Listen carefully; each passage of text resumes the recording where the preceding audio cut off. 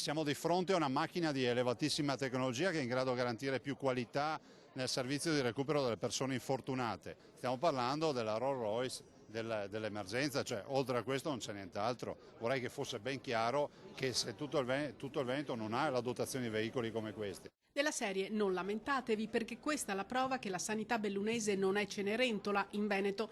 È un duello sotto il sole del Cadore, quello fra il presidente della regione e il sindaco di Casa. Bellissimo il nuovo elicottero, ribadisco che insieme all'elicottero ci deve essere un ospedale efficace ed efficiente, che vuol dire che deve avere i reparti e i servizi che funzionano. Questo sarà quello che dirò anche al presidente Zaia. Zaia ascolta e affida ai vertici dell'ULSS le rassicurazioni. In questi giorni si sta completando il nuovo pronto soccorso, stiamo lavorando sul tetto dell'ala nord dell'ospedale di Pieve, stiamo completando la ristrutturazione dell'ultima istanza della medicina. Per l'ULSS questa è la dimostrazione di voler fare dell'ospedale dedicato a Giovanni Paolo II punto nevralgico di tutta l'assistenza sanitaria per l'Alto Bellunese, per residenti e per i tanti ospiti. E nella giornata del taglio del nastro un pensiero è andato anche a chi non c'è più, ad Angelo Costola, mancato da poco, che ha ideato il servizio, e all'equipaggio di Falco, caduto 6 anni fa. Si chiama ancora Falco per un motivo oltre che,